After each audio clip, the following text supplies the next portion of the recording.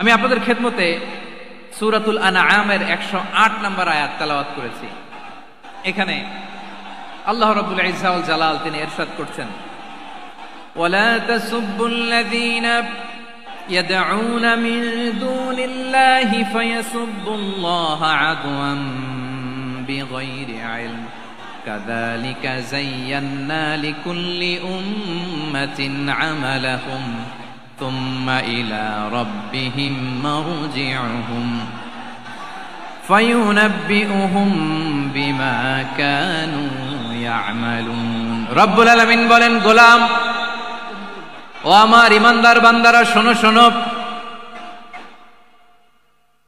ও আমার বিশ্বাসী বান্দারা শোনো শোনো,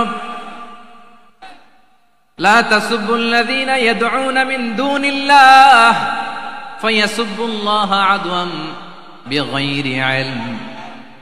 ও আমার বিশ্বাসী বান্দারা, যারা আল্লাহকে ব্যতি রেখে আল্লাহকে বাদ দিয়ে অন্য উপাস্যকে ডাকে, দেবীর পূজা করে, দেবতাদের পূজা করে, তোমরা খবরদার তাদের গালি দিও না। আওয়াজ করে বলেন, কি দিও না? আল্লাহ বলেন, ও বিশ্বাসীরা শোনো, যারা আল্লাহকে বেছে রেখে দেব দেবীর পূজা করে, অন্য উপাস্যের পূজা করে, তাদেরকে ডাকে, ওই দেবতাদেরকে তোমরা গালি দিও না। যদি ওই দেবতাদেরকে গালি দাও তাহলে ভুলবশত, শত্রুতাবশত তারা তোমাদের রব আল্লাহকে গালি দেবে, ঠিক কিনা? তোমরা যদি তাদের দেবতাদের গালি দাও, ওরা রেগে তোমার আল্লাহরে গালি দিবে, তাহলে আল্লাহরে গালি খাওয়ানোর কারণ হয়ে গেলাম আমি, ঠিক কিনা বলেন? আমার প্রাণ ঢালা ভালোবাসা জানবেন, আমার হৃদয়ের গহীন থেকে ভালোবাসা নিবেন, শুভেচ্ছা জানবেন সবাই, ঠিক আছে? ঠিক আছে প্রিয় ভাইরা, আমরা আর কাল বিলম্ব না করে মূল আলোচনায় চলে যেতে চাই। আজকে যে টপিকের উপর আমি কথা বলবো, টপিকটা হচ্ছে peaceful coexistence and communal harmony, শান্তিপূর্ণ সহাবস্থান এবং সাম্প্রদায়িক সম্প্রীতি। আমাদের বাংলাদেশে সাম্প্রদায়িক সম্প্রীতি আছে না নাই? আবহমান কাল থেকে আমরা মুসলিম, হিন্দু, বৌদ্ধ, খ্রিস্টান, পাহাড়ি, নৃগোষ্ঠী মিলেমিশে একাকার, আমরা সবাই মিলে বাংলাদেশ। আওয়াজ করে বলেন, ঠিক কিনা? আমাদের পারস্পরিক সম্প্রীতি, ভালোবাসা, সৌহার্দ্যপূর্ণ আচরণ, বোঝাপড়া, এটা বেশ মজবুত, বেশ মজবুত। তবে মাঝে মাঝে আমাদের এই সম্প্রীতির ভেতরে অনেকে ফাটল ধরাতে চায়। আমরা যে সুখে আছি, শান্তিতে আছে, এটা অনেকের ভালো লাগে না, ঠিক কিনা বলেন? আমাদের মধ্যে সাম্প্রদায়িক সম্প্রীতি, সৌহার্দ্যপূর্ণ আচরণ, ভালোবাসা, এটা আবহমান কাল ধরে আছে। তার প্রমাণ, আমরা তাফসিরুল মাহফিলের আয়োজন করলে আমাদের হিন্দু ভাইরা ডিস্টার্ব করে না, ঠিক কিনা? এবং আমি যদি বলি হাত তোলেন, হিন্দু ধর্মের কারা কারা এসেছেন, কত শত কত হাজার যে হাত উঠবে, আপনি অবাক হয়ে যাবেন। আমি চাচ্ছি না হাত উঠাতে। খুলনাতে সর্বশেষ যে আমি প্রোগ্রাম করে গেলাম, সেখানে কয়েকশো হিন্দু ভাই আসছে আমাদের আলোচনা শুনতে, আলহামদুলিল্লাহ। অনেক বৌদ্ধরা আসে, অনেক খ্রিস্টানরা আসে। এবার সফরেও অনেক হিন্দু ভাইরা আমার সাথে দেখা করেছে, তারা বলেছে, হুজুর আমরা আপনার আলোচনা শুনি, আলহামদুলিল্লাহ বলেন। So it's our responsibility to present our religion to our non-Muslim brothers and sisters. আমাদের অমুসলিম ভাই বোনদের কাছে ইসলামের সৌন্দর্য তুলে ধরা, এটা আমাদের দায়িত্ব। We all are the ambassador of Islam. আমরা প্রত্যেকে দায়িত্বশীল, আমরা প্রত্যেকে এক একজন ইসলামের অ্যাম্বাসেডর, আলহামদুলিল্লাহ বলেন।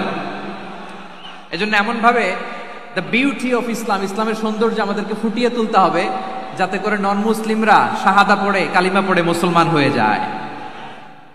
অনেক নন মুসলিম ভাই বোন আমাদের হাতে শাহাদা পড়ে, কালিমা পড়ে মুসলমান হয়েছে, অনেক। সো আমরা যেন ইসলামের বিউটিটাকে তুলে ধরতে পারি, এবং এই যে সম্প্রীতি, এটাকে যেন আমরা অটুট রাখতে পারি। আদতে আদতে বাংলাদেশের ইতিহাস বলে আমাদের দেশে কোনো দাঙ্গা নাই, আছে? লালমনিরহাটের ভাইয়ের আওয়াজ করে বলেন, আমাদের দেশে হিন্দু মুসলিম দাঙ্গা আছে? আমরা ভাই ভাই, আওয়াজ করে বলুন তো, আমরা কি ভাই ভাই? কিন্তু কিছু দুষ্ট লোক আছে, তারা আমাদের সম্পর্কের মধ্যে ফাটল ধরাতে চায়, ঠিক কিনা বলেন? মাঝে মাঝে ঝগড়া লাগাতে চায়। দেখবেন পত্রপত্রিকায় দেখা যায় বিভিন্ন ধর্মীয় উপাসনালয়গুলোতে হামলা চালানো হয়, এগুলো রাজনৈতিক উদ্দেশ্য প্রণোদিত, এগুলোর সাথে ইসলামের কোনো সম্পর্ক।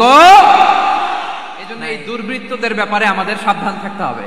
আমরা সবসময় যেমনি ঐক্যবদ্ধ, ইউনাইটেড, আমরা যদি এরকম ইউনাইটেড থাকি, এই সমস্ত দুর্বৃত্তদের কালো হাত ভেঙে দিতে আমাদের 1 ঘন্টাও লাগবে না। চিল্লায় বলো ঠিক কি না? আমরা সংঘবদ্ধ থাকবো। এই যে আমাদের পিসফুল কোএক্সিস্টেন্স, শান্তিপূর্ণ সহাবস্থান, হিন্দুরা পূজা করে, যেদিন হিন্দুদের পূজা অনুষ্ঠান আমরা ওই দিন তাফসির মাহফিল করি না, ঠিক কিনা বলেন? যেদিন আমাদের তাফসিরুল কোরআনের প্রোগ্রাম, ওই দিন আমাদের হিন্দু ভাইরা ডিস্টার্ব করে না। সুবহানাল্লাহ। হিন্দুদের পূজা অনুষ্ঠানে মাদ্রাসার ছাত্র যে পাহারা দেয়, গোটা বিশ্বে এরকম দৃষ্টান্ত নজির বিরল, ঠিক কিনা বলেন? আইন শৃঙ্খলা বাহিনীর পাশাপাশি মাদ্রাসার ছাত্ররা যে সেখানে পাহারা দেয়, গোটা পৃথিবীতে এই দৃষ্টান্ত আপনি পাবেন।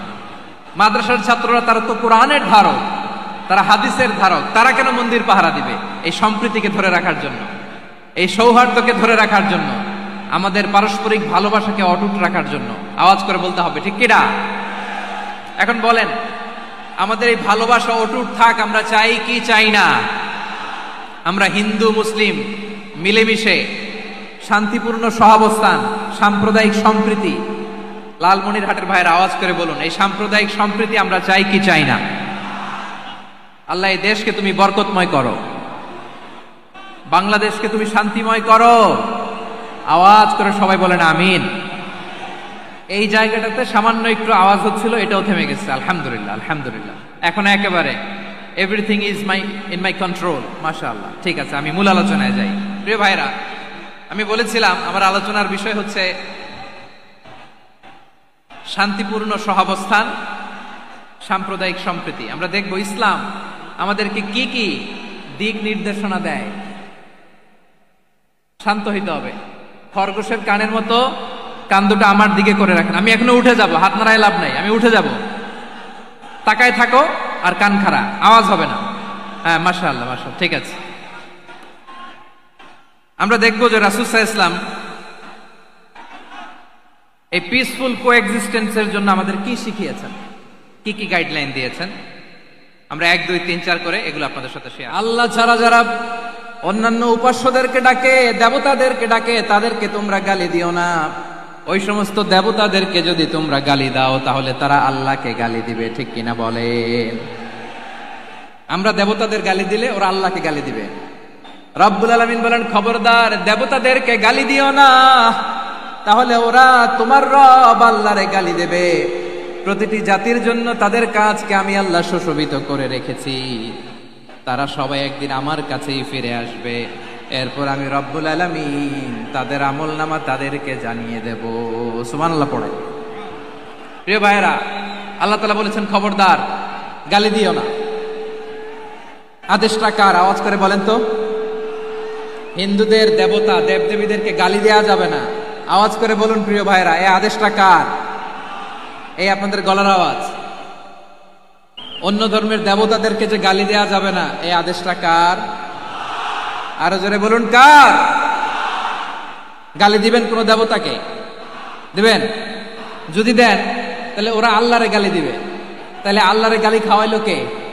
আপনি, ঠিক কিনা বলেন? আমি আল্লাহকে গালি খাওয়ানোর কারণ হলাম, কারণ আমি যদি গালি না দিতাম ওরা আমার রবকে গালি দিত না। আওয়াজ করে বলেন ঠিক কিনা? তাহলে প্রিয় ভাইয়েরা, ইসলাম আমাদেরকে শিখায়, সূরাতুল আনআমের 108 নম্বর আয়াত থেকে আমরা বুঝলাম কোন ধর্মকে ছোট করা যাবে না, ধারে কাছে আসবে না। আওয়াজ করে বলেন ঠিক কিনা? এজন্য কখনো কোনোদিন অন্য ধর্মের দেবতাদেরকে গালি দেয়া যাবে না। অন্য ধর্মের কোন দেবতাদেরকে আমরা গালি দিব না, গালি দিব না, বরং ইসলামের beauty, the beauty of Islam, ইসলামের সৌন্দর্যকে আমরা তুলে ধরবো। আমরা যদি বিশ্বনবী সাল্লাল্লাহু আলাইহি ওয়াসাল্লামের জীবনের দিকে তাকাই তাহলে আমি দেখব বিষ্ণু ইসলাম মক্কাতে কিংবা মদিনাতে অন্য ধর্মের লোকদের সাথে খুব পিসফুলি লাইফ লিড করেছেন। হোক মুশরিক, হোক খ্রিস্টান, হোক ইহুদি, বিশ্বনবী সবার সাথে মিলেমিশে ছিলেন। আলহামদুলিল্লাহ বলেন। ইসলাম হচ্ছে peaceful religion.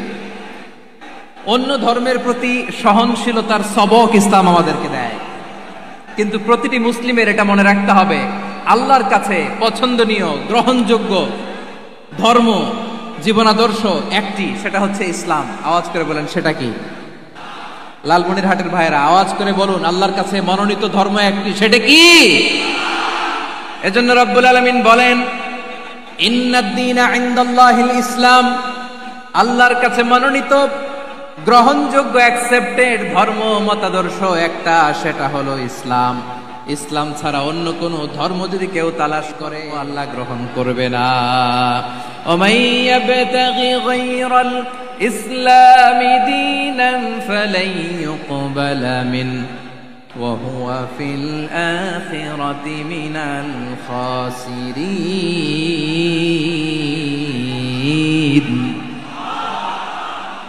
Whoever seek anything except Islam, that won't be accepted from him, and he will be loser in the day of judgment. কিয়ামতের দিন ইসলাম ছাড়া কেউ যদি অন্য কোনো ধর্ম তালাশ করেছে দুনিয়াতে, তার এই মতাদর্শ গ্রহণ করা হবে না, and he will be loser, সে হবে লুজার, ক্ষতিগ্রস্ত। হাই হাই কোম্পানির ম্যানেজার, ওর আমও শেষ, সালাও শেষ। আওয়াজ করে বলেন ঠিক কি না? এজন্য ইসলাম পেয়ে আমরা খুশি না বেজার? প্রত্যেক নামাজ শেষে আমরা আল্লাহরে বলি, আল্লাহ রাদিতু বিল্লাহি রাব্বা ওয়া বিল ইসলামি দীনা ওয়া বি মুহাম্মাদিন নাবিয়ান ওয়া রাসূলা। ও আল্লাহ, তোমারে রব হিসেবে পেয়ে আমরা খুশি। ও আল্লাহ, ইসলামকে ধর্ম হিসেবে পেয়ে আমরা খুশি। বিশ্ব নবীকে আমাদের রাসূল পেয়ে আমরা খুশি। ঠিক কিনা বলেন? ইসলাম ছাড়া অন্য কোনো ধর্ম আমরা গ্রহণ করব না। ঠিক কিনা বলেন? আল্লাহর কাছে অ্যাকসেপ্টেড রিলিজিয়ন একটা, সেটা ইসলাম। তো বিশ্বনবী সাল্লাল্লাহু আলাইহি ওয়াসাল্লাম মক্কাতে কিংবা মদিনাতে খুব পিসফুলি এক্সিস্ট করেছেন, যে কোনো ধর্মের সাথে মিলেমিশে চলেছেন। তার প্রমাণ আমরা যদি রাসূল সাল্লাল্লাহু আলাইহি ওয়াসাল্লামের বায়োগ্রাফির দিকে তাকাই, তাহলে দেখব তিনি মুশরিকদের সাথে পিস ট্রিটি করেছেন, শান্তি চুক্তি, পিস ট্রিটি, পিস এগ্রিমেন্ট। আপনারা হুদাইবিয়ার সন্ধির নাম শুনেছেন? আমার লালমনিরহাটের কলিজার টুকরা ভাইয়েরা, হুদাইবিয়ার সন্ধির নাম আপনারা শোনেন নাই? 6ষ্ঠ হিজরিতে বিষ্ণু ইসলাম মুশরিকদের সাথে এই ট্রিটি করেছেন, চুক্তি। কাদের সাথে? মুশরিকদের সাথে। আমরা তো মুসলমান বসতে পারি না, আমরা দুই মুসলিম ভাই একসাথে বসে চা খেতে পারি না, গল্প করতে পারি না। বিষ্ণু ইসলাম মুশরিকদের সাথে ট্রিটি করেছেন, হুদাইবিয়ার সন্ধি। এই সন্ধির আগে মক্কা থেকে কেউ মদিনায় যেতে পারে না, মদিনা থেকে কেউ মক্কায় যেতে পারে না। কিন্তু এই সন্ধির পরে ট্রাফিক স্বাভাবিক হয়ে গেল। মক্কার লোকেরা মদিনায় আসতে পারে, মদিনার লোকেরা মক্কায় আসতে পারে। এটাকে বলে সুলহে Hudaibiya, the peace agreement of Hudaibiya, শান্তি চুক্তি। আমরা পৃথিবীতে এখন অনেক শান্তি চুক্তির নাম শুনি, এগুলো সব the piece treaty of Hudaibiya থেকে কপি করা। আল্লাহু আকবার। তাহলে বিশ্বনবী সাল্লাল্লাহু আলাইহি সাল্লাম তিনি যে শান্তিপূর্ণ সহাবস্থানে বিশ্বাসী ছিলেন, মুসলমানেরা যে অন্য ধর্মের প্রতি সহনশীল, তার প্রমাণ হচ্ছে এই পিস ট্রিটি। মদিনায় যে কি করলেন? মদিনায় যে বিষ্ণু ইসলাম মদিনা চার্টার করলেন, মদিনা সনদ, সাহিফাতুল মদিনা, এটার বলে মদিনা চার্টার। এই যে ওয়েস্টে, ইউরোপে, আমেরিকাতে তারা অনেক চার্টার করে, এই সব চার্টার মদিনা চার্টার থেকে কপি করা। আওয়াজ করে পড়েন সুবহানাল্লাহ। বিষ্ণু ইসলাম মদিনায় গেলেন, মদিনাতে মুসলিম, মুশরিক, ইহুদি, এই 3 ধর্মের লোক মিলে সব স্টেক হোল্ডার যারা আছে সবাইকে নিয়ে বিষ্ণু ইসলাম মদিনা চার্টার করলেন, মদিনা সনদ। পড়েন সুবহানাল্লাহ। শুধু তাই নয়, মক্কাতে বিশ্বনবী পিস এগ্রিমেন্ট করলেন, শান্তি চুক্তি মুশরিকদের সাথে। মদিনাতে যে বিশ্বনবী মদিনা চার্টার করলেন, মদিনা সনদ করলেন ইহুদিদের সাথে। আবার মদিনাতে বিশ্বনবী ইহুদিদের সাথে পিস ডায়ালগ করলেন, ইন্টারফেথ ডায়ালগ করলেন, আন্তধর্মীয় সংলাপ করলেন। যেই সংলাপের মূল ভিত্তি ছিল তাওহীদ। মূল ভিত্তি ছিল কি? তাওহীদ। বিশ্বনবী ইহুদিদেরকে ডাকলেন, আহ্বান করলেন, কুল ইয়া আহলাল কিতাবি তাআলাউ ইলা কালিমাতিন সাওয়াইন বাইনানা ওয়া বাইনাকুম আল্লা না'বুদা ইল্লাল্লাহ ولا نشرك به شيئا ولا يتخذ بعضنا بعضا أربابا من دون الله فإن تولوا فقولوا اشهدوا بأننا مسلمون سبحان الله পড়েন বিশ্বনবী মদিনার ইহুদিদের ডেকে বললেন ও ইহুদিরা শোনো শোনো আসো এমন একটা আদর্শের প্রশ্নে আমরা একত্রিত হই যে আদর্শের প্রচার তোমাদের নবীরাও করেছে আমিও করি যে আদর্শের কথা তোমাদের পবিত্র ধর্মগ্রন্থগুলোতে আছে আমার কোরআনেও আছে সেটা হলো তাওহীদ আমরা এক আল্লাহ ছাড়া কারো ইবাদত করব না